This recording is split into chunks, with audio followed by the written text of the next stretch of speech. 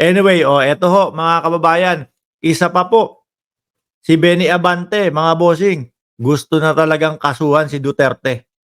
Oh, pinapakasuhan na. Game.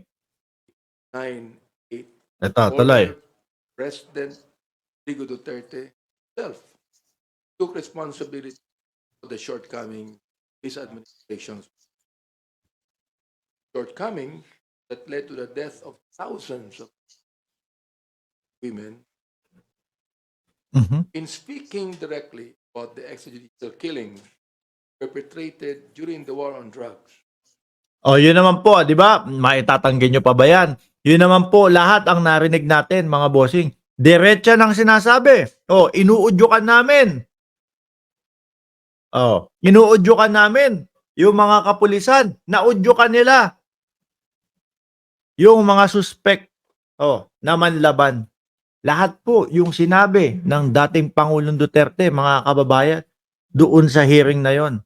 Laglag lahat ng tuka nila, mga bossing. Laglag lahat. Pero, sabi nga, di ba? Pag sinabi niya ni Panelo na biro lang yun, ay nako, magiging masaya na ulit yung mga DDS. Kasi kakagatin na agad ng DDS, mga kababayan. Pwede na po talagang kasuhan yan. Mismo po, mga bossing. Ewan ko, kung nasa tamang pag-iisip pa ba ang dating Pangulong Duterte para sabihin niya at ipamukha sa atin, at parang ano pa, parang yung may pagmamalaki pa, mga kababayan. Yes, sinabi ko, udyukan o buyuhin yung mga suspect na yan o yung mga hinihinala pa lang. Diba? Para sila mismo ang kikitil doon sa buhay ng tao. Tama po ba yun? Siguro naman po kahit sinong tao na marunong umintindi at gumagamit ng common sense, masasabi, naku, mali yun.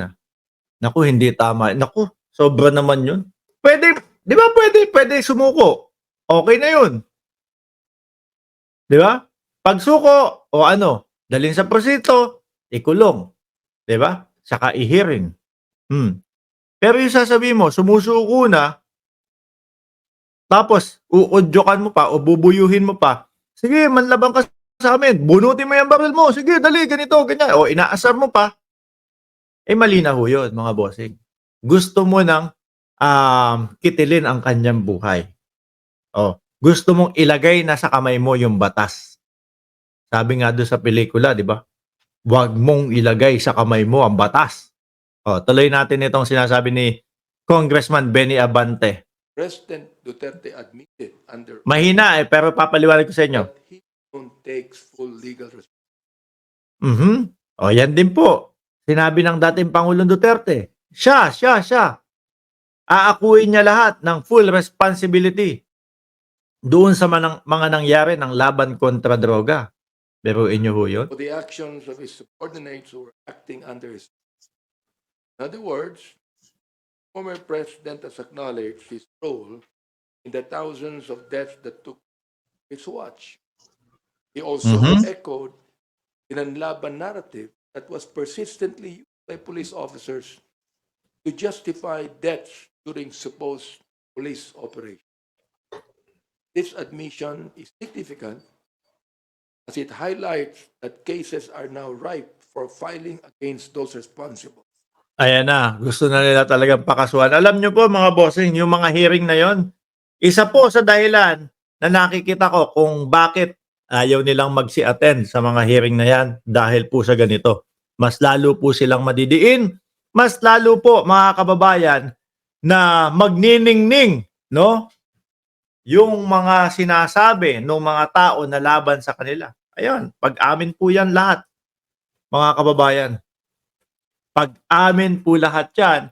At ano ngayon? Ano yan? Tuesday ngayon sa Pilipinas? O magwe-Wednesday? Baka bago mag-Biyernes o Sabado o Biyernes o Lunes, may magsampa na ng kaso, mga kababayan.